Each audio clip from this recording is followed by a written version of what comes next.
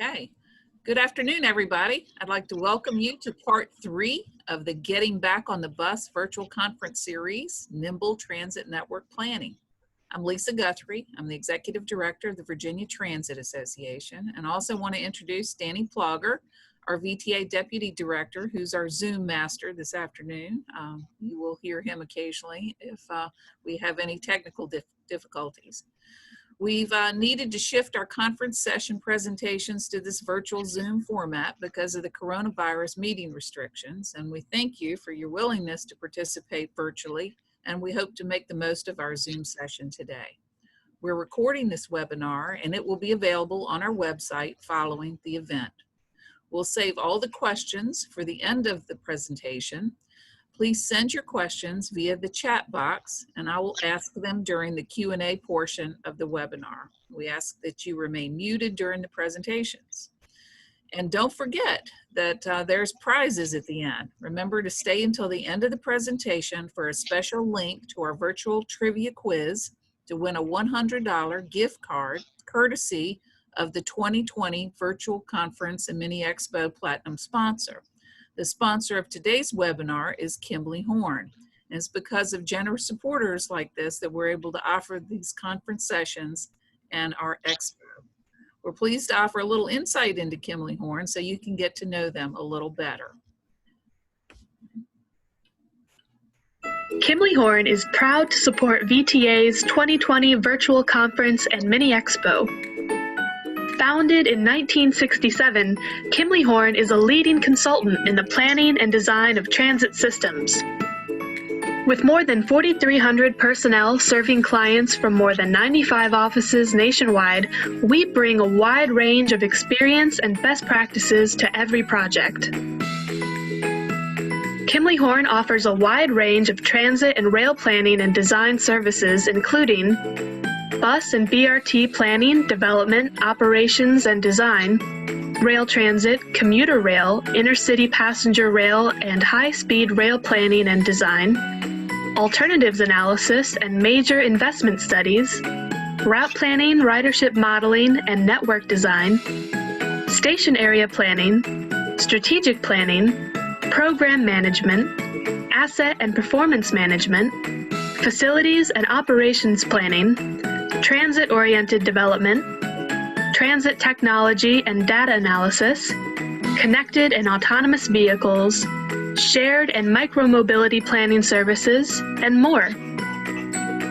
Kimley-Horn has been working to expand and improve transit and rail transportation throughout Virginia for decades. The Commonwealth is where we live, work, and play, and we are invested in delivering reliable, equitable, and sustainable mobility solutions for Virginia now and into the future.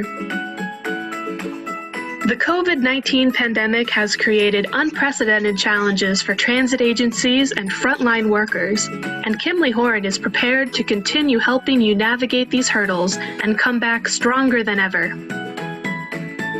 For more information about how we can help you move Virginia forward, please contact one of our many passionate transit professionals. With Kimley-Horn, you can expect more and will experience better. Kimley-Horn. That was a great introduction to Kimley-Horn and their good work. So now I'd like to introduce our session moderator. Allan Fye is the moderator of today's webinar. Allan is currently the Director of Programs and Policy at the Northern Virginia Transportation Commission. Prior to his current position, he served as the Division Chief of Transit Services in Alexandria, Virginia. Welcome, Allan. You've got some great panelists for us today. Thank you, Lisa. I'm really excited to be a part of this webinar. Before we provide our introduction to our panelists, I want to provide a little bit of context about the discussion we're going to have today. The COVID-19 pandemic has had a severe and ongoing impact on the transit industry. Even though we're still facing day-to-day challenges to keep riders safe and keep our transit employees safe while providing an essential service, our industry has already pivoted to thinking about how transit can support both a short-term post-pandemic recovery, as well as how our industry as a whole will need to evolve going forward. Our three panelists will bring unique points of view on this topic, and their insight will be especially valuable to our transit colleagues across the Commonwealth. Now to introduce our panelists. First, we have Jennifer DeBruhl, who serves as the Chief of Public Transportation for the Virginia Department of Rail and Public Transportation. She's provided leadership in the evaluation, development, and execution of a $3.8 billion portfolio of public transportation, commuter assistance, and congestion mitigation programs throughout the Commonwealth.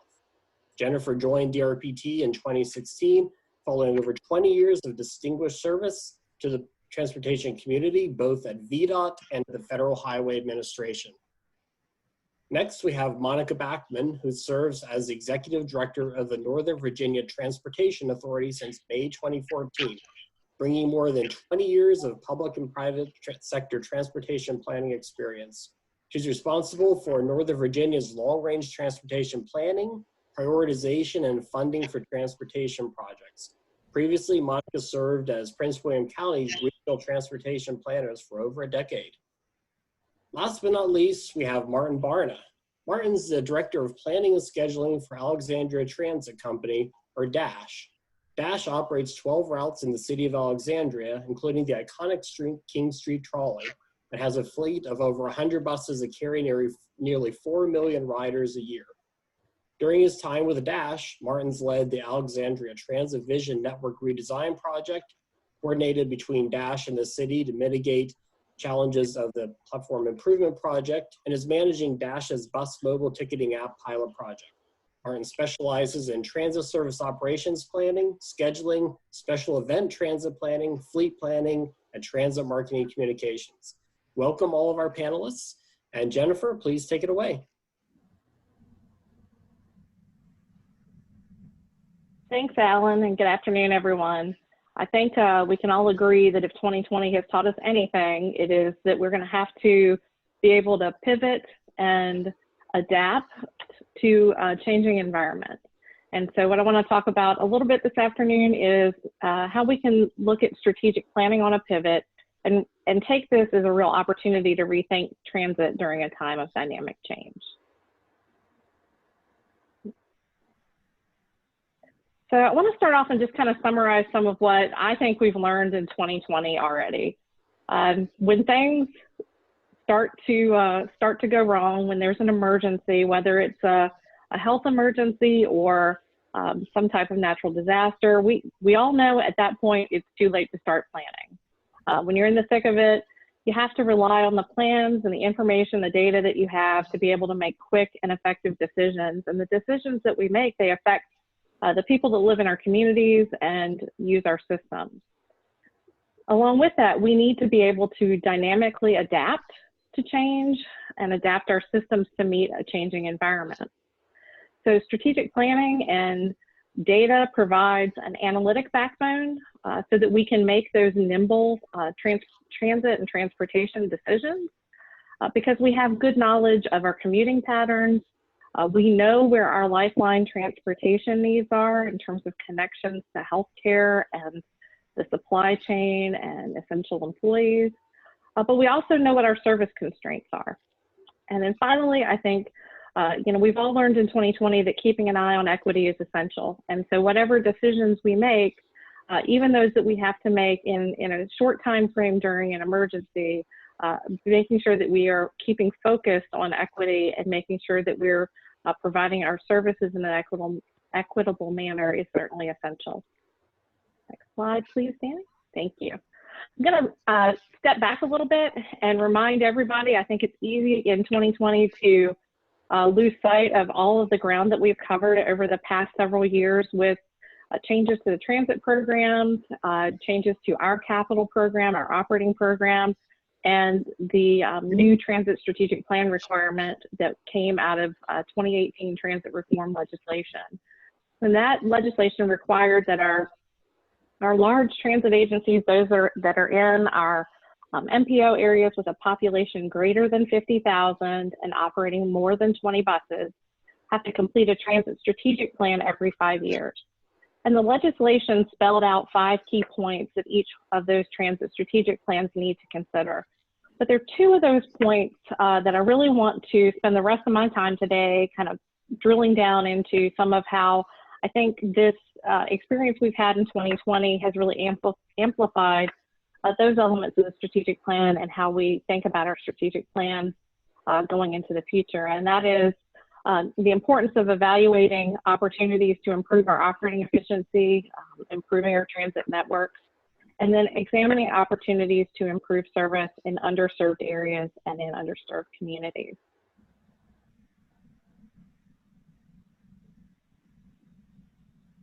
So I'm going to start off and talk a little bit about the networks and what kinds of considerations we make around our transit network and our transit network design in these strategic plans. And I think we've spent a lot of time in the development of the guidance and in looking at examples of this type of network planning and strategic planning around the country, talking about differences between frequency and coverage in designing our transit networks.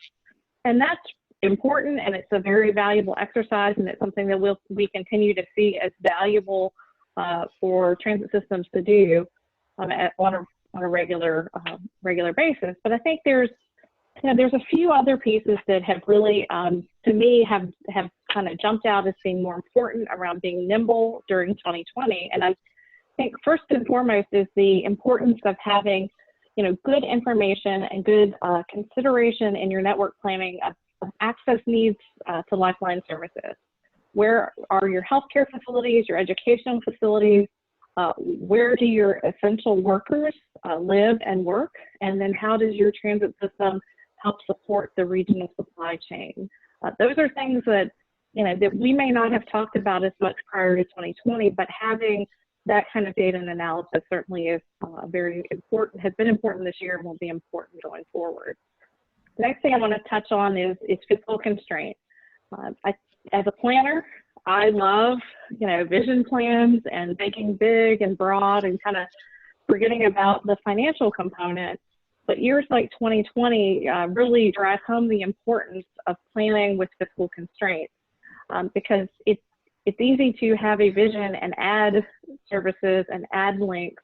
But when things get tight and we need to make tight or quick financial decisions, we need to do that with good data that shows the implications of that. So our planning TSP requirements focus on fiscal constraint, and I think the importance of that has really been amplified over this past year. Finally, something that we probably don't talk about as much in our strategic plans, but we may want to think about into the future, is doing more contingency or scenario planning for operations. And thinking about, thinking ahead about the impacts that different events or different types of emergencies may have on our operations, that we can have some scenarios or ideas that are outlined in our strategic plan should we encounter anything like we have encountered in 2020 again. Switching gears to talk about equity. Equity considerations, we do have that requirement as part of the TSP, and it's really important as part of those strategic plans that we do things to make sure that we're including equity in all of our transportation decision making. We need to identify our underserved areas and our underserved populations, and we need to identify ways to improve their access.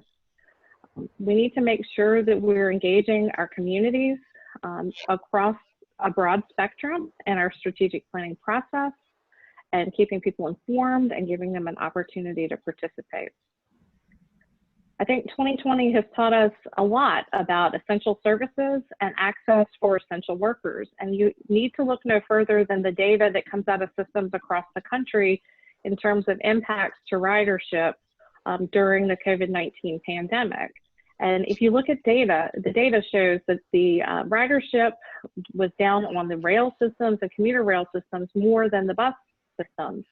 Different research pieces have highlighted how those different systems serve different communities and how they serve those essential workers and access to lifeline services. And it really does, to me, jump off the page as something that we need to focus on in terms of making sure that we're ensuring equity and good access to folks that have to go and provide those essential services in times where others may be able to work from home or have more opportunities to work from home than others.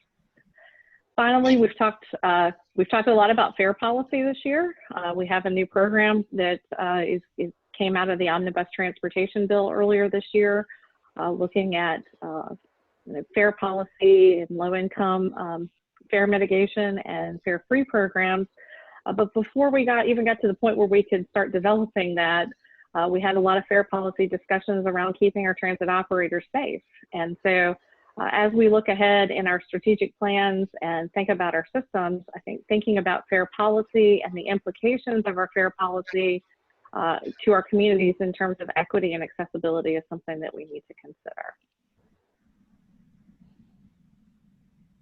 So I've talked about the transit strategic plans. I want to talk a little bit about, how do we apply what we've learned to this transit strategic planning process? And when the legislation was passed and we developed guidelines that were approved by the Commonwealth Transportation Board, one of the things we did from the beginning was identify 2 pilot agencies to work with for the first 2 transit strategic plans, and that was the Greater Lynchburg Transit Company and Hampton Roads Transit. I'm really excited that both of those pilots are now complete. Both of them got finished during virtual meetings and COVID-19, but really excited about the work that both of those agencies have done over the past couple of years. Lots of hard work and effort and community engagement have gone into those plans. So now that we've finished the pilots, it's time for us to think about what we've learned from those pilots and reevaluate our guidance. So we're going to take that experience we've had with those pilot projects. We're working with those 2 pilot agencies as well as the consultants that worked on the plans with those agencies. And we're going to, go back and reevaluate some of what we've included in the guidance. But I also think that this is all really timely because we've learned a lot from COVID-19. We've learned a lot about how, how events that are beyond our control can impact our transit systems. And so what do we need to reconsider in light of COVID in terms of what we're looking at in those strategic plans or how we have structured that guidance document? And the second thing in regards to COVID, I think we also need to take a step back and think about timing. I know it's really hard right now for folks to think beyond the next, 30, 60, 90 days. And when you're thinking about a 10-year strategic plan, it's a little hard to envision that right now. So we are going to think about that as well and could potentially, revisit the implementation strategy of the transit strategic plan so that we make sure that we're sensitive to those things. At the same time, we're trying to, to learn and envision what the future of transit is going to look like in a post-COVID environment. So lots of things, lots of challenges this year, but lots of opportunities for us all to learn and grow from the experience that we've had. And with that, I will take questions at the end, but I'm going to go ahead and turn it over to Monica Backmon for her presentation. Thank you, Jennifer, and thank you, VTA, for having me here. We are excited because when we, the authority, were in the process of updating our our 6-year program when COVID hit. So next slide, please. Just to tell you a little bit about NVTA, we have a lot of responsibilities under our governing legislation, but our 2 primary responsibilities is to develop and update the region, being Northern Virginia's long-range transportation plan, and we also prioritize and fund regional transportation projects via our 6-year program. So back in July, the authority adopted its 5th funding program. We adopted this funding program on July 9th, and it was $539 million in regional revenues programmed on 21 multimodal transportation projects. This 5th funding program that the authority adopted was our most competitive to date.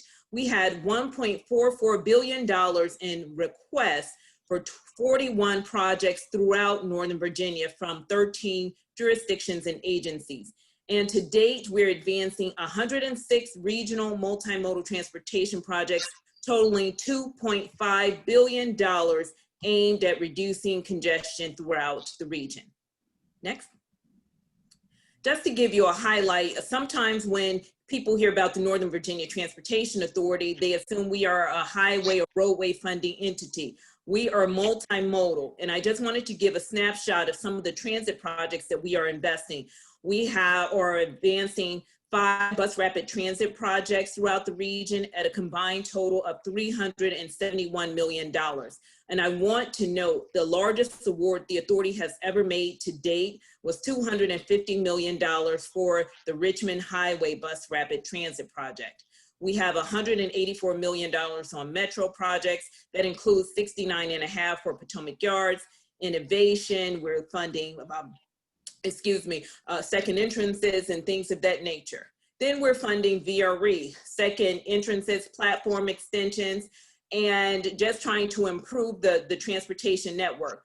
This year, as part of our 6-year program update, we were able to award $22.9 million from an application we received from DRPT for the Franconia-Springfield passenger rail bypass.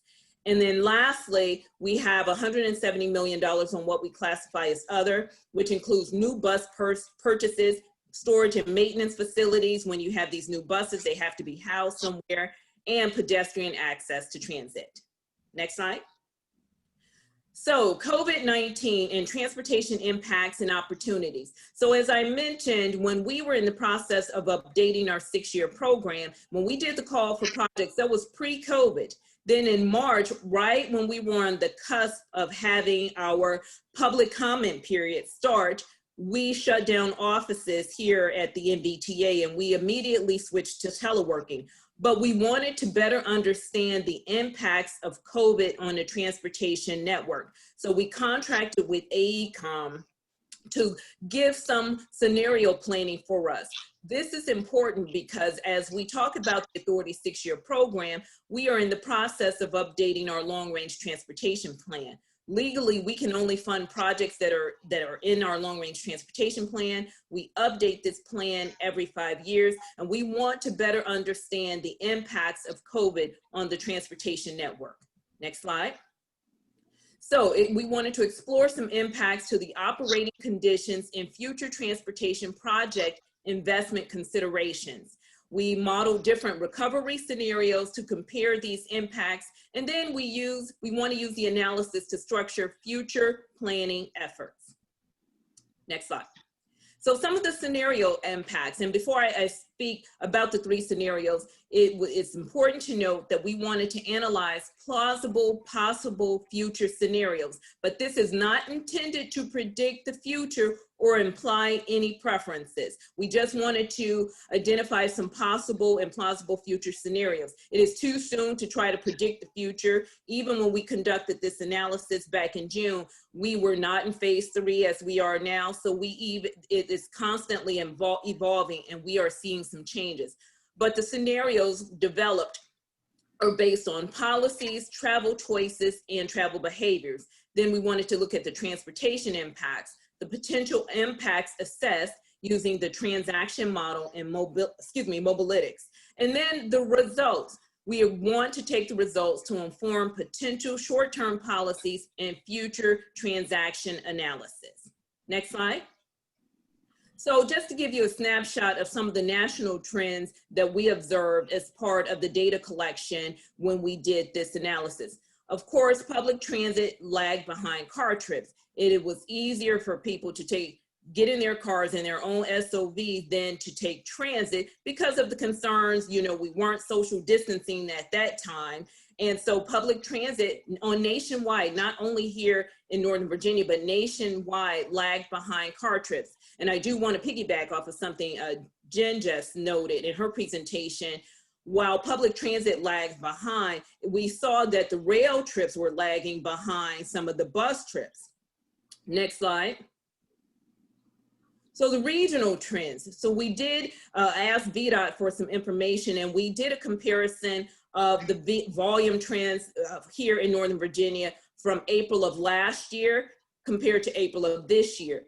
The levels were 55% less compared to 2019. So we saw severe reductions in the vehicle miles traveled on the usage of VDOT's facilities. Now, I will note, this is when the governor had issued the shutdown order. Only essential employees were to travel on the roadways. And even as people who were teleworking, we only were to go out for items that we really needed. Next slide. So the regional trend regarding WMATA ridership, this slide and this information was taken from the WMATA Finance and Capital Committee meeting earlier this year back in May. And it speaks to something that Jen noted in her presentation, and as I just stated, the ridership decline of 88% for Metro ridership. If you look at the Metro Rail, it was down 94%, Metro Bus 78%, and then Metro Access 69%. So overall, Metro saw a decline of 88%. And I think that was really indicative of what some of the larger transit providers or rail systems saw nationwide. Next slide. So the scenario definitions, again, we wanted to look at short term, and we want to get an idea of what the new normal and how the new normal will look. Scenario one was quick recovery, and under short term, 2020 to 2021, the economy recovers by fall and most people are back to work and back to school. Under short term, new normal, overall travel is about 95% of pre-COVID levels.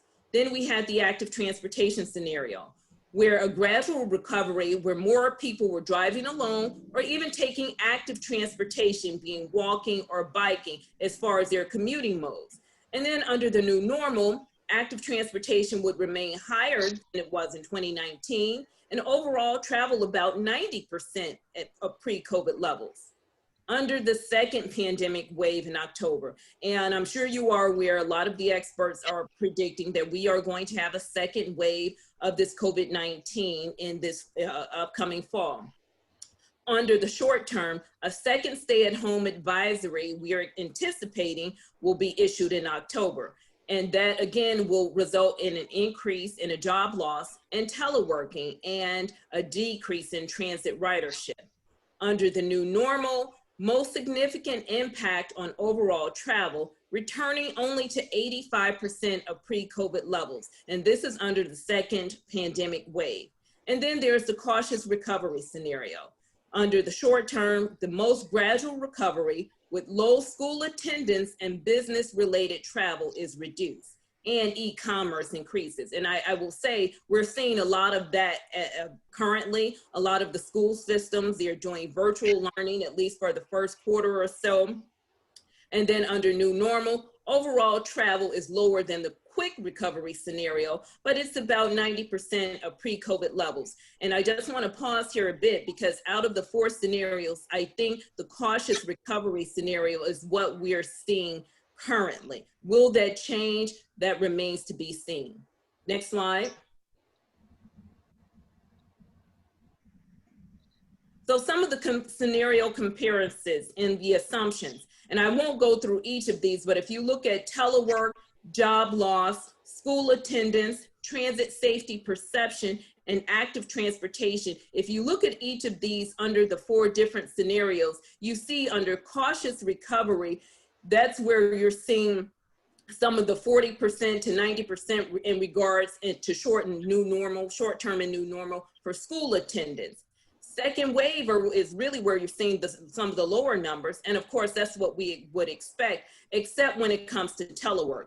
I will note when Governor Northam issued the executive order where we were really shut down, we saw a lot of teleworking. Now, we did have the essential employees who did have to travel, but we saw an astounding number for teleworking. And what that meant, some of the roadway projects or infrastructure projects were able to accelerate. If they were behind schedule, they're now on schedule or either ahead of schedule, because having the vehicles off the road and having users off of the system did allow an increase in getting some of the roadway infrastructure work complete. However, now that we're in phase 3, you see a higher utilization of the transportation network.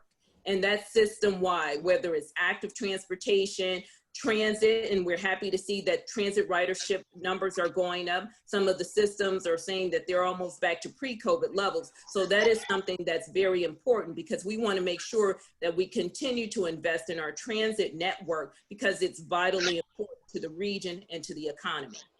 Next slide. Short-term impacts, and again, short-term was from January 2020 to June of 2021. Next slide, please. So the impact on transit ridership, as I have said, and if you could see these lines may be a little blurred depending on how good your vision is. But the quick recovery is the orange line, active transportation is green, second wave is the purple, and that's where you see the steep or a steep slope, if you will, regarding the decline in riders. And then the cautious recovery is the blue line. Now, again, quick recovery is going to be high, assuming there is a quick recovery. I will not say that we are in a quick recovery, but again, I think the recovery is a cautious one. Next slide. Impact on person hours of delay. Again, when we conducted this analysis back in June, the impact of person hours of delay was severely dropped. And of course it did, because you did not have users on the system. But if you start to look at the different scenarios under quick recovery, the person hours of delay, of course, is a lot higher compared to the second wave, and then active transportation, and then the cautious recovery. Next slide. New normal. So the new normal in the horizon year for new normal was 2025. We selected the horizon year of 2025 because based on some of our analysis, the data is telling us by 2023, we should be quote unquote out of the COVID pandemic. And what I mean is there will be a vaccine, you know, with this spread of transmission and things of that nature should no longer be a concern as it is today. And most importantly, the economy should have rebounded by that particular time. So let's look at some of the new normal impacts. So the 2025 transportation network performance, we evaluated the scenarios using transaction performance metrics. We did that because we want to include this data and actually do a deeper dive as we update transaction, which is again, the region's long range transportation plan. So some of the multimodal measures that address accessibility and mobility in the region, we were looking at congestion, transit ridership, vehicle miles traveled, etc. Some of the findings, and again, I won't read each of this, but you can see some increases and decreases in the active transportation usage compared to auto trips and transit share. But if I will draw your attention to the cautious recovery and the percent change. Under cautious recovery, we are seeing some decreases, some good and some not so good. If you look at person hours of delay, person hours of travel, person miles of travel, we are seeing some declines. Now we're also seeing some declines in transit trips and transit crowding. Next slide.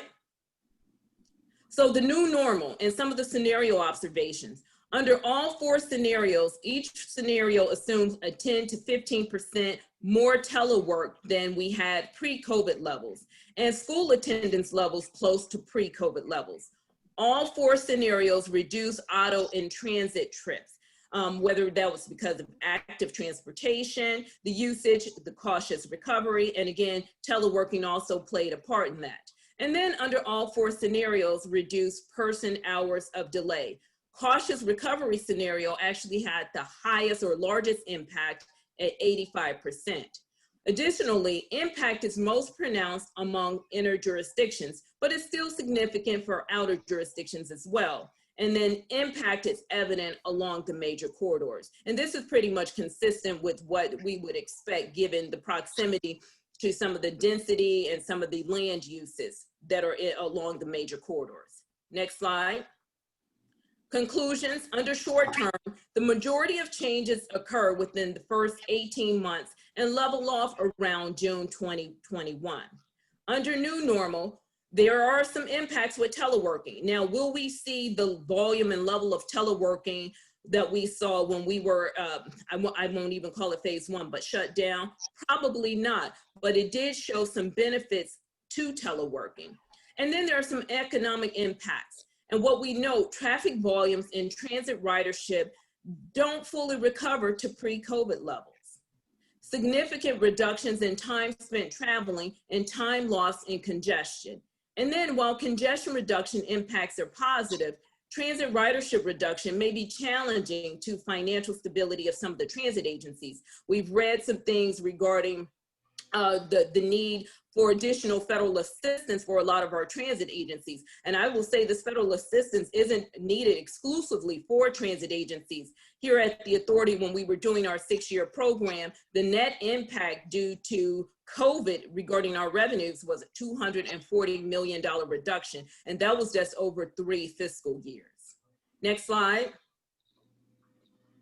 So the implications for the authority regarding our planning and programming responsibilities in transportation policy. These findings suggest several topics for further consideration. And I want to note further consideration because even now we're seeing some changes today versus when we did this analysis back in June. There are potential policies to support continued teleworking at a greater level than we had pre-COVID while mitigating the impact on transit ridership. How do we mitigate this COVID impact on transit ridership, and how do we incentivize the usage of transit? Also, using data to further refine and understand travel choices by household, businesses, implications, all of that on the transportation network. We did talk to several businesses when conducting this analysis, and we heard the gamut. Some businesses said, you know what, we don't need to go back to brick and mortar. We found that our employees, everything was able to run just as efficiently as we had been running. We could do that via telework. Then other businesses said, hey, you know, we had to talk about what kind of infrastructure, IT infrastructure employees had at their homes. You know, was it safe? Was the network secure? Did people even have it? We didn't have laptops, or we had to provide some iPads and mobile devices. So we really heard the gamut of things. And I think you're seeing a lot of that with the schools as well. Also, quantifying the extent to which transportation demand management programs influence behavior. Everyone hears about TDMs, but I think we really need to make sure we partner with our transportation demand management in these programs to ensure that we are incentivizing and encouraging the use of transit and teleworking. Not that these are going to really be the savior, because again, we are multimodal. Depending on where you are in the region also indicates your travel choices and behavior. But we also want to support projects that support multiple modes of transportation. And then emphasize a flexible use of right-of-way to accommodate changing travel patterns. Next slide. So again, thank you. Again, we were told that questions will be at the end, and now I will turn it over to Martin. Thanks, Monica. So for my portion of the panel, I'm going to be taking a little bit of a deeper dive onto the mechanics of service planning during COVID, or at least one agency's experience and perspective on that. Next slide, please. The 2 topics I'm going to cover, I'm going to spend most of the time talking about Dash and what we've done, and then I'm going to spend the last few minutes talking about network redesigns, specifically our Alexandria Transit Vision Plan, which we are currently, we've had adopted, but we are planning to implement next summer. Next slide, please. Before I get to the service, just a little bit of background, and I won't go into any detail on these because we've all sat through webinars talking ad nauseum about these, but these are what Dash has done to protect our employees and our customers. I would just highlight the mask requirements. I think that was something that we were a little hesitant at the beginning, but has shown to be the most important thing that we're doing to protect our customers and our frontline workers. And also our surveys have shown that that's the most impactful for customers in terms of improving their confidence and trust in transit. Next slide, please. So service-wise, we've had quite a bit of a roller coaster ride, like many agencies, over the last 4 months. You can see the graph shows our ridership levels in blue as a percentage of our regular ridership that we expect this time of year, and then our service levels are shown in orange. We've had to make a lot of quick decisions on the fly, especially in the first month or so. To give you some perspective, we typically would expect to do 2, maybe 3 service changes in a given year, and we had to do 3 service changes in basically 4 weeks. So that's very different from what we're used to. You know, planners, I can say as a species, we're a little more methodical. We like to have all of our data and look at all our different scenarios. So it was a challenge to be more nimble in that regard. What we ended up doing is developing a kind of a recovery of operations playbook or plan. And that kind of laid out some of the framework for what decisions would be made based on. The bottom bullet there shows some of the key factors that we really looked at. I'd say the most important is probably the health officials, kind of, you know, being in touch with local and state health officials and and monitoring what the trends are going to be. So we're being responsive to those and keeping the safety of our drivers and passengers at the forefront. Ridership and passenger loads, I think, was also a big one. Making sure that we're coordinating and understanding what our ridership levels are, making sure that we're not seeing crowding on our buses, monitoring what's going on with the schools and the federal government to see what any expected ridership levels might be coming or increases that might be coming. And this graph I'm showing you here is obviously the system-wide picture, but we would have this data as well for a route-by-route, trip-by-trip basis, just because we want to make sure that we don't have any surges in ridership or crowding that we're not prepared for. Really just trying to stay ahead of the ridership curve. And then just regional coordination, especially for us in the DC area. We have so many other agencies that we work with on a daily and weekly basis, and so many customers that ride our buses, but also ride other colored buses. So kind of making sure that we're all pointing in the same direction in terms of our policies, in terms of our service changes, so that there's some consistency, and that helps to further justify the changes that we make. The one question on this slide that I wanted to spend a little time on was this question of what is the role of transit during a global pandemic? And I think that's something that we really grappled with, especially in the first few weeks. We've obviously never done this before, and like others on the like Jennifer said, this is something that we really want to be prepared for. But if we're in the emergency, it's too late. And we found that it was very difficult to kind of adapt on the fly.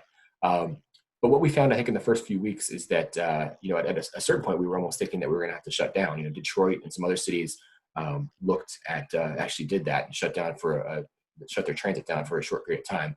But what I think we quickly realized that there's this core nucleus of riders. A lot of them are essential workers. A lot of them are lower incomes that really just disproportionately depend on transit. And that lifeline service is just so important to them. A lot of them are, essential workers. They grocery store, medical workers, and things like that. So we really wanted to develop a reduced network, kind of a skeletal network that would serve their needs. And I think we quickly realized that would be a lot different from what we're used to in terms of network design. Personally, I'm a strong advocate for frequency. I believe frequency is kind of one of the key determinants of how useful transit will be and how productive it'll be. But I think with this change, with this kind of having to shift to a reduced service, a skeletal network, a Sunday type schedule, that really changed a lot because we needed to serve these baseline lifeline service for these healthcare facilities for the people who really need it. And so coverage became more important, making sure that we had at least some service on all of our different routes, even routes that normally wouldn't operate under a Sunday plan. And then also Sundays usually kind of, there's not much service in the early morning and late evening. But obviously with all the shift workers that need to get to work, we wanted to adopt and adjust our plan for that. So we wanted to focus on span as well. So, and one example of that is that we got requests from our public works department. Their sanitation crews often use our buses to get to the garbage truck yard each morning. So making sure that we still had the service there that they could rely on was important. So really shifting our focus and our network design to meet those needs as opposed to what we might have done in other situations. Next slide, please. So digging a little deeper on operations and how we maintain some flexibility there, and I will caveat this with that a lot of this is dependent on individual agencies and their their labor contracts and all that. But what we really wanted to do is after we develop a service plan, to still have some flexibility within that service plan to kind of scale service up or down without having to go to another service change, a full bid or anything like that. So a couple ways that we did that. One is having a lot of extra stage buses, either at the garage or out on the street in key locations where we know we're going to get riders. And as soon as a bus starts to get a little bit crowded, the driver can call in. We can bring that extra bus into the rotation.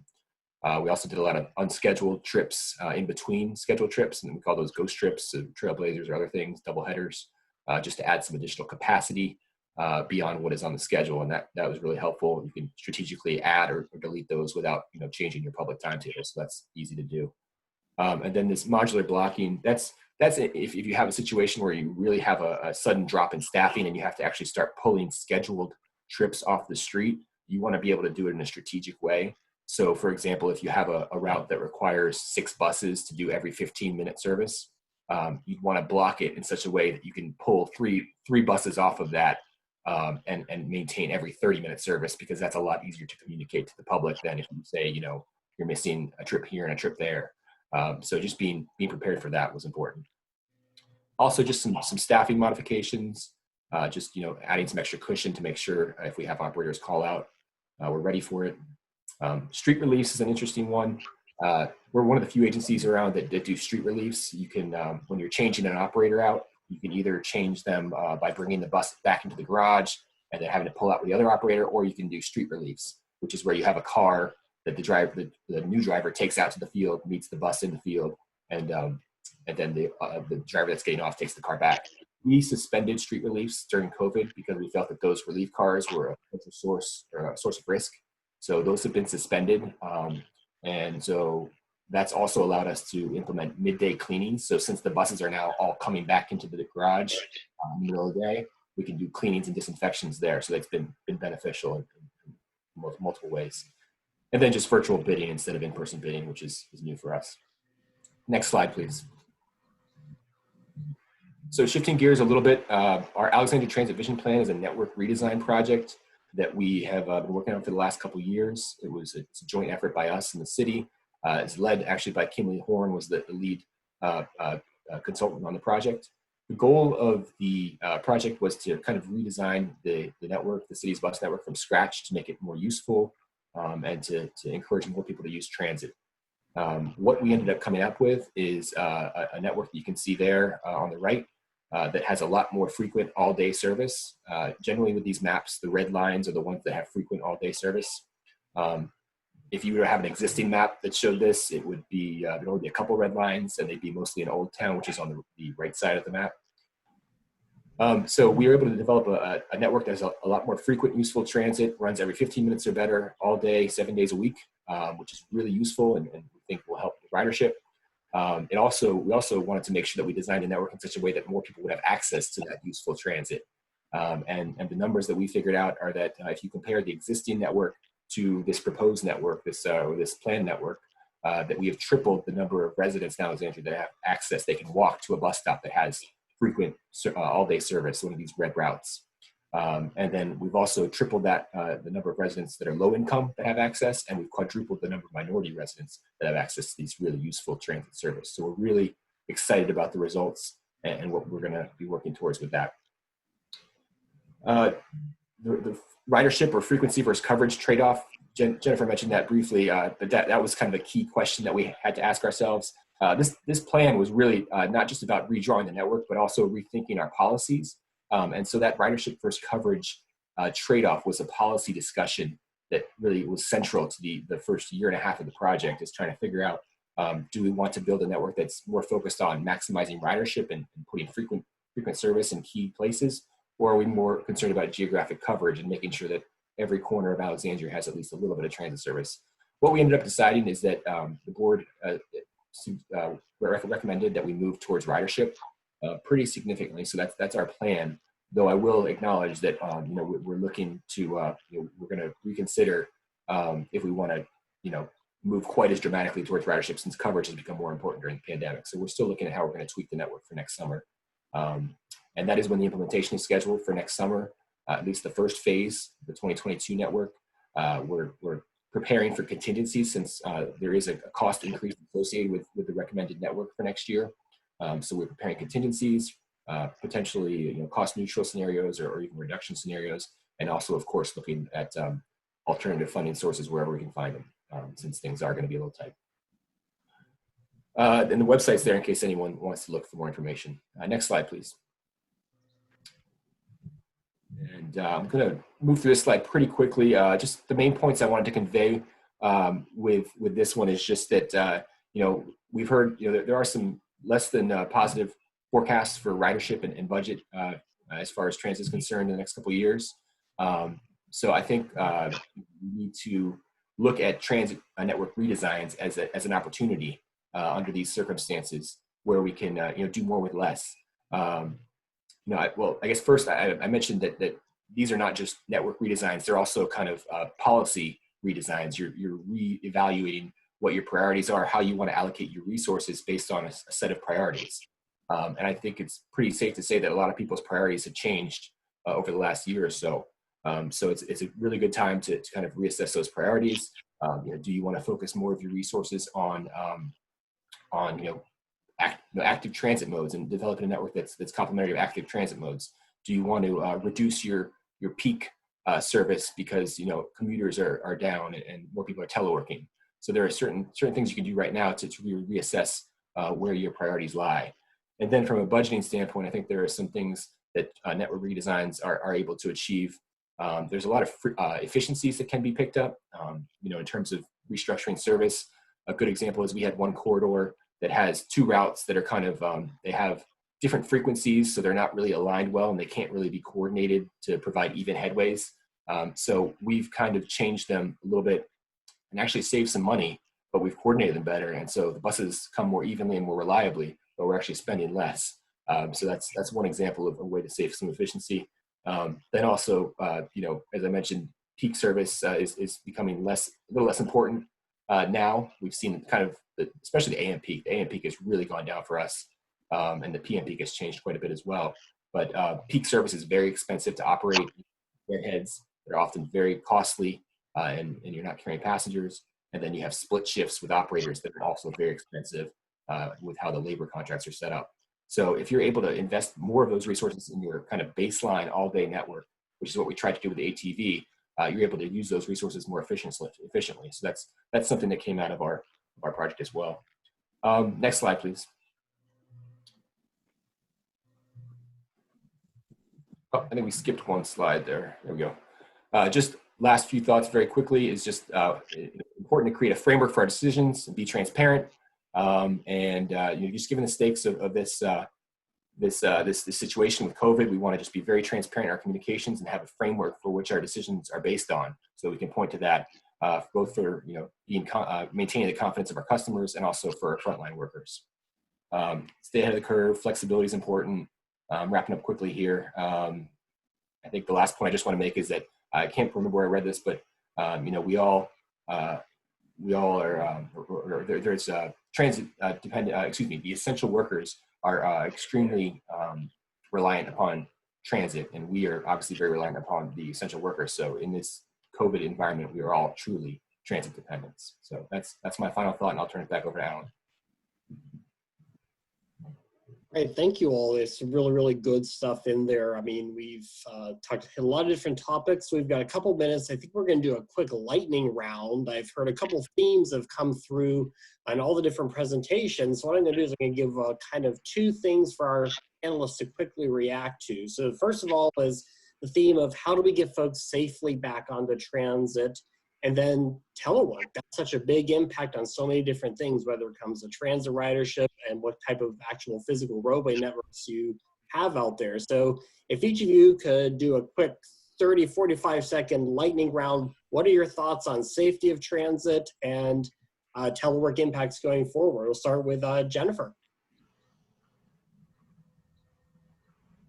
Thanks, Allan. I'm very fortunate that I have great commuter assistance TDM program staff, and they've spent a lot of time thinking about this. So you will likely see coming out of DRPT later this year some TDM messaging on transit is safe and how to use transit safely, and also how we can support employers with telework and ongoing telework adaptation of their workforce if that's the direction that they want to head. So I think those are going to be really key for us through the rest of this year and into early 2021.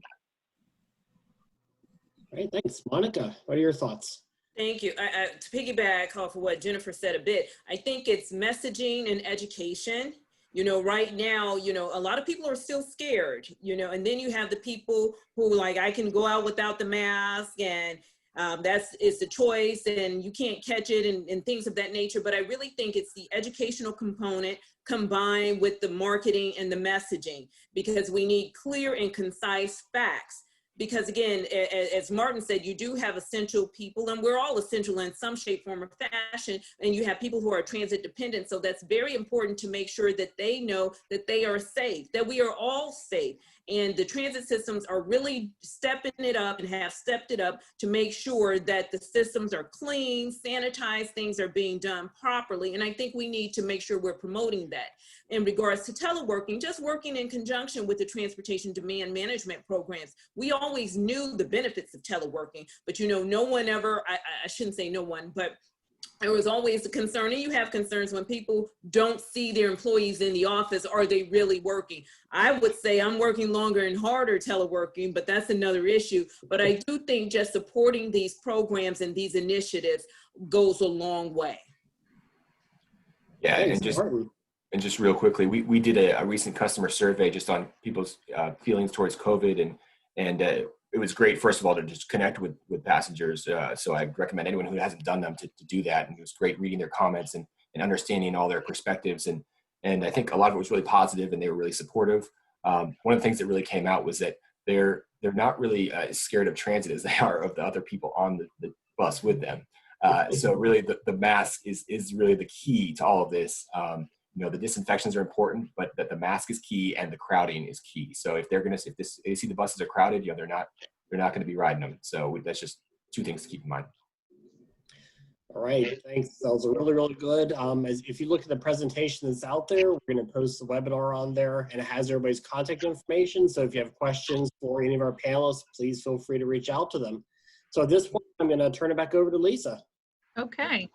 Well, thank you. That was a great presentation. I want to thank all of our fantastic panelists and moderator today, and of course our sponsor for today's webinar, Kimley-Horn.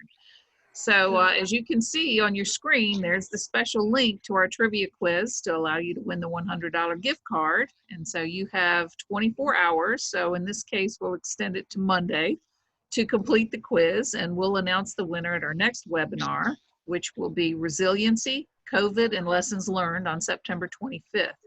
The winner of the July webinar trivia contest was Cheryl Spain of Harrisonburg Public Transit. So anyway, we actually have real people who have benefited from having a little added e-commerce there. So we invite you to visit our website at vatransit.com for the recording of today's webinar and for more information. And we hope everybody enjoys the rest of a safe and healthy summer. And we'll talk to you in September, we hope. So thank you, everybody. Thank you. Thanks.